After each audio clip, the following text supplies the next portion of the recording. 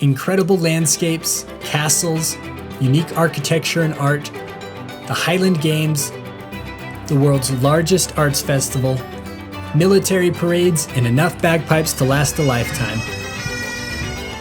Welcome to Scotland in August. This is the Dream to Journey family, spending August traveling the best of Scotland. We are so heavy laden with our luggage. You'd think that we'd become like pro packers at this point in our travels, and I'd definitely say we'd gotten better. In fact, today we got out of the house 5 minutes earlier than we needed to. That is a miracle. So Scotland, you must hold some pretty exciting things for us. After a quiet train ride from York to Edinburgh, we made it to our Airbnb where we would be staying for the month. About a 20-minute train ride from Edinburgh in a charming suburb. But as with every transfer to a new home, it takes a day or so of rest before we can really start exploring beyond our front door.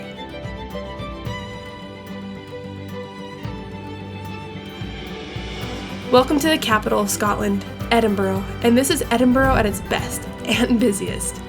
Every August, the historic city transforms into the epicenter of the largest arts festival on the planet, the Edinburgh Fringe Festival. Walking alongside crowds, you've got 25,000 performers from every corner of the world crammed into every pub, attic, basement, and alley, but you don't need a ticket to see some of the best street performers in the world.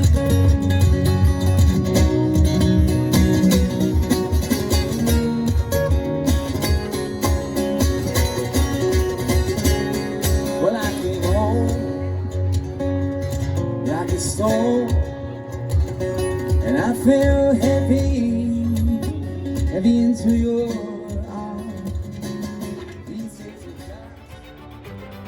In between the shows, we enjoyed strolling the medieval skyscraper-lined streets that famously inspired J.K. Rowling in describing Diagon Alley in the Harry Potter series.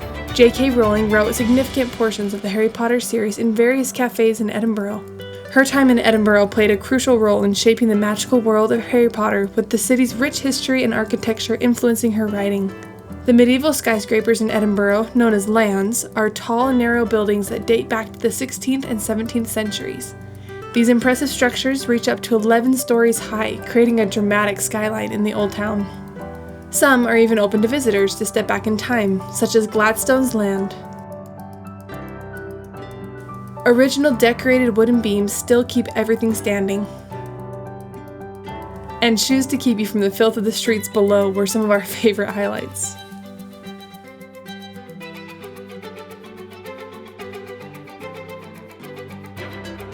Edinburgh Castle, perched proudly on a volcanic outcrop, became a royal residence in the 12th century. Throughout the centuries, it has served as a military stronghold and today welcomes millions of visitors annually. We would highly recommend the official guided tour.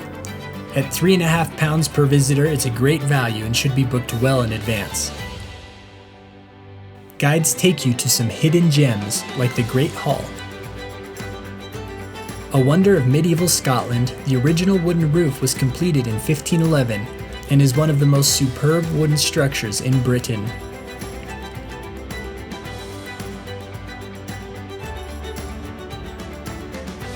Mons Meg, built in 1449, is one of the largest cannons in the world and stands guard over the castle walls. As the sun sets, the castle grounds transform into a stage for Edinburgh's military tattoo. International military bands gather and put on a performance showcasing both their military precision and cultural heritage. The stage is set. First up, Scotland's bagpipes.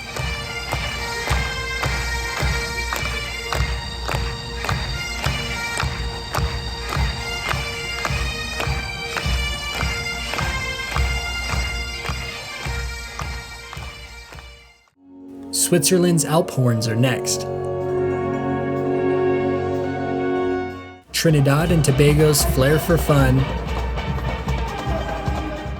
and Norway's Majesty the King's Guard drill team.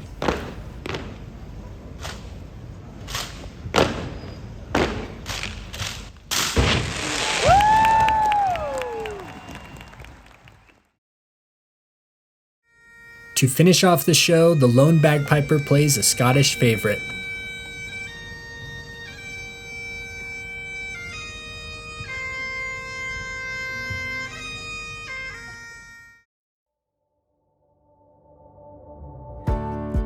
The National Museum of Scotland shows the history and culture of Scotland.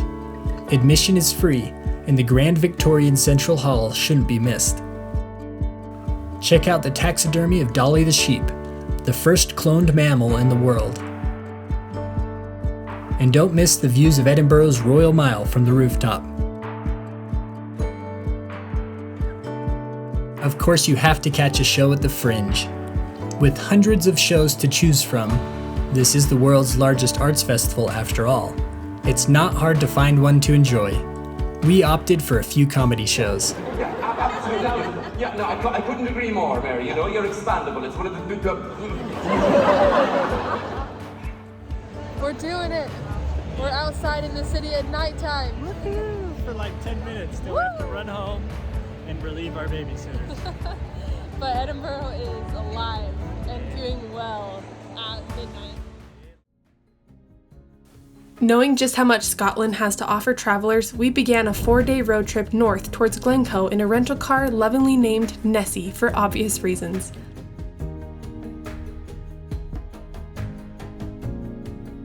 Although road tripping with young ones is not always easy, we recommend bringing along a set of grandparents to help entertain on those long stretches in the car. With Reese happy with her grandpa and Gramsy, we stretched our legs at a unique roadside stop, the largest horse sculptures in the world. At over 100 feet tall, the Kelpies represent the power of horses used in defining Scotland's economies and mythical legends of shape-shifting water spirits that lived in the many canals and lochs around Scotland.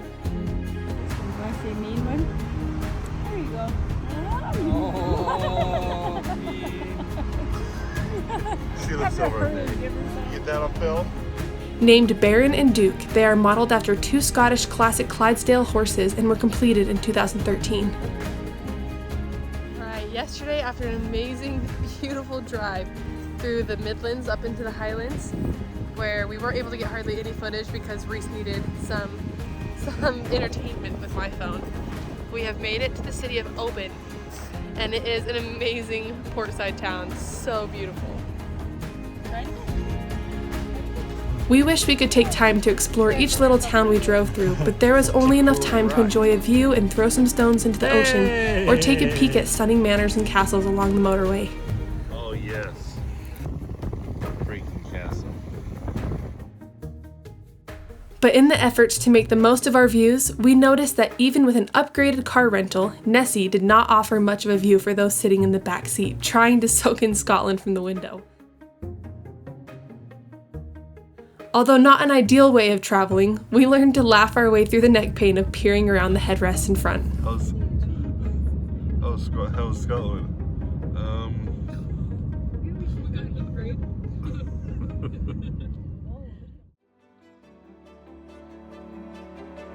Nestled in the heart of the Scottish Highlands, Glencoe is a stunning valley that offers some of the most breathtaking scenery you'll find anywhere. Shaped by ancient glaciers, this dramatic landscape features towering peaks and lush, spongy grounds, providing incredible views for hikers and climbers alike.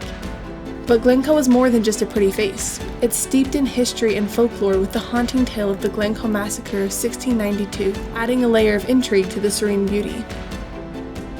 With its lush green terrain, cascading waterfalls, and peaceful lochs, Glencoe is the perfect example of the untouched beauty that makes the Scottish Highlands so special. Oh, can I have a hug? A hug?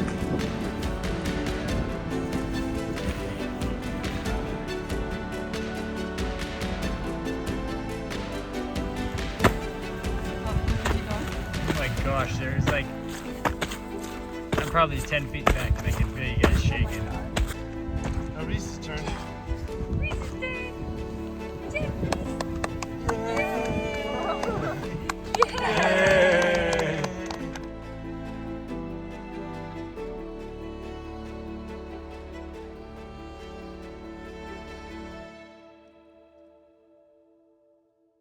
From Glencoe, we head north to Loch Ness and Culloden.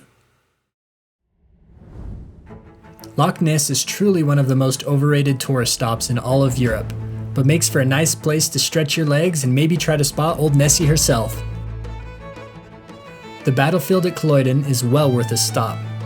The location of the bloody last battle of the Jacobite uprising, where on the 16th of April 1746, Jacobite supporters, seeking to restore the Stuart monarchy to the British thrones, gathered to fight the Duke of Cumberland's government troops, and in less than an hour, around 1,600 men were slain, 1,500 of them Jacobites. Up next, what has to be my favorite castle in all of Scotland, Stirling Castle. One of the largest and historically and architecturally important castles in Scotland, it sits atop a crag jutting up from the valley floor.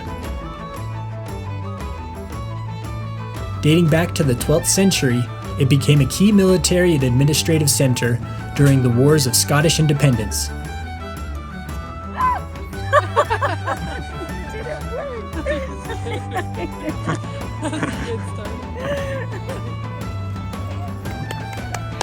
You're doing great. Good girl. The castle was a favoured residence of Scottish kings and queens. Entering the royal residence, you see the reconstructed living quarters of the Scottish royalty. Made in the 16th century, the Stirling heads carvings once graced the ceilings of the King's Presence Chamber at Stirling Castle, and are lifelike depictions of members of the royal family. Don't miss the Stirling Castle official guided tour, if not for anything else than to hear that fantastic Scottish brogue. 2 lions kept here.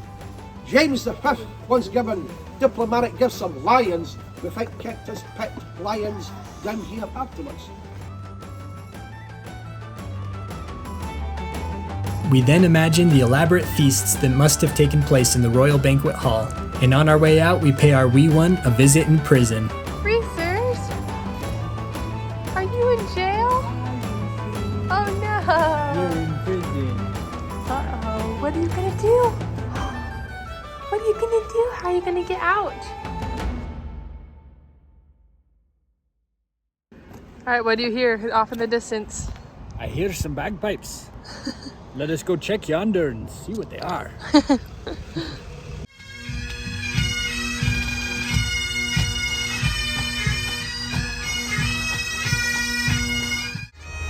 If there was ever a moment for anyone to feel the urge to put on a kilt and join a Scottish clan, it's during the Highland Games. We picked a nearby county hosting their Highland Games during our stay. The day was filled with Highland traditions, a favourite being the Highland dances, that fathers pass on to sons and mothers to daughters, giving the events a strong feeling of unity and passion, something that a traveller craves while stepping into a new culture.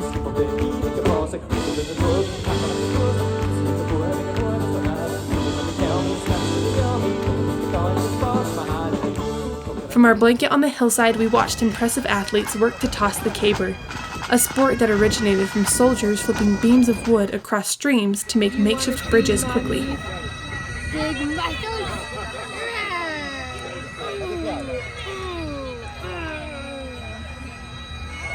Me? Again.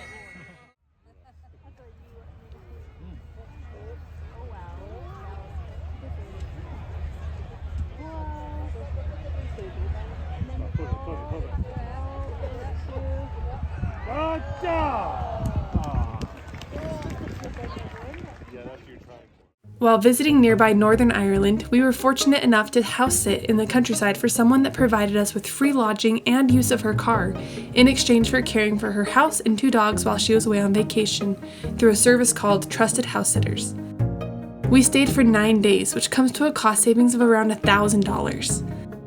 While we were able to use a house sit during our time in Scotland, there are so many incredible house sitting opportunities for those traveling on a budget. We so enjoyed our house sit, we wanted to share this experience with you. Scan the QR code or see a link in the description below for the house sitting service we have come to rely on at no extra cost to you. Thank you for supporting our channel. Back at our home base of Linlithgow, we settle right in and make sure Reese has plenty of time with the grandparents. We visited the Linlithgow Palace on a whim, and it turned out to be much cooler than we would have thought. We came to find out that Linlithgow Palace was the birthplace of Mary, Queen of Scots. known for her tumultuous reign and tragic execution. Entering the palace courtyard, we are welcomed by the medieval fountain. Away from the hordes of tour crowds at other more popular castles, it's a relief to have the whole palace to ourselves to wander and explore.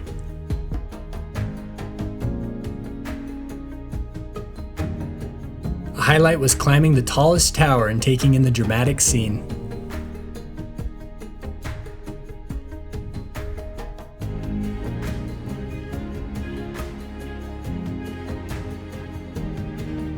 Smile. While staying in the countryside, we purchased some second-hand bikes to help us get out and explore Scotland. Hi, baby. Is Daddy's shirt whacking you in the face? We're on a narrow path with water on the right, a hill on the left, and I have no back brakes. But it's not raining, so it's still a good day. We discovered the Union Canal, a canal built in the 1820s that once connected Edinburgh to Glasgow and was a valuable transport medium before the construction of railways.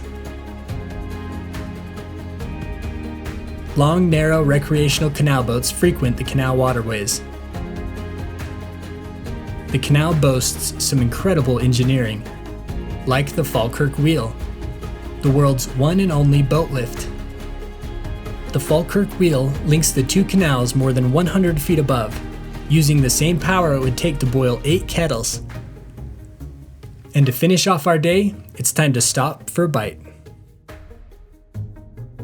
What do we have? Got ourselves a good Scottish brunch. Bacon, sausage, eggs, toast.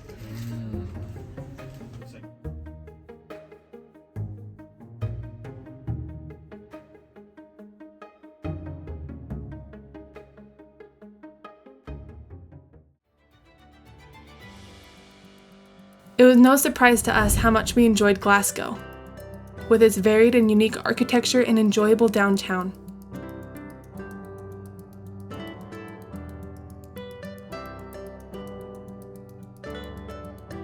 At Princess Square, an Art Nouveau cast-iron peacock adorns the front facade.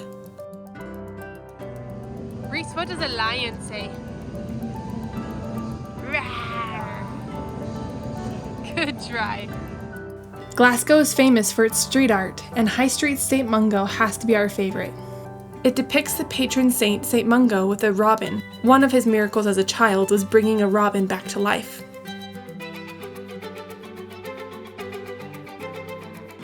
Glasgow Cathedral, also known as St. Mungo's Cathedral, is one of the few remaining examples of Scottish Gothic architecture.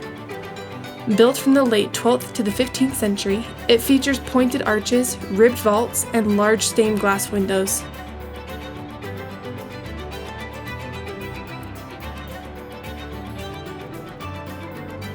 Those willing to take a climb to the cemetery behind St. Mungo's Cathedral are rewarded with a beautiful grassy hilltop adorned with unique headstones and a view of Glasgow that is simply hard to come by anywhere else in the city.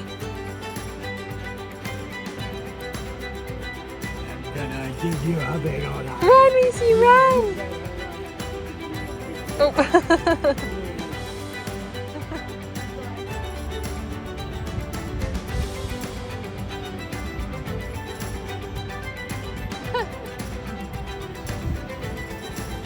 Run, Reese, run!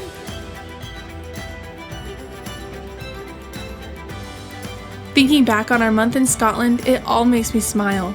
From the lively Lowland cities to the exhilarating Highland Games, Scotland is pure magic in August. Thanks for watching today's video of us here in Scotland. We have loved our time here and we can't wait to share more of our adventures with you. Consider journeying along with us by subscribing, and as always, dream big and enjoy the journey.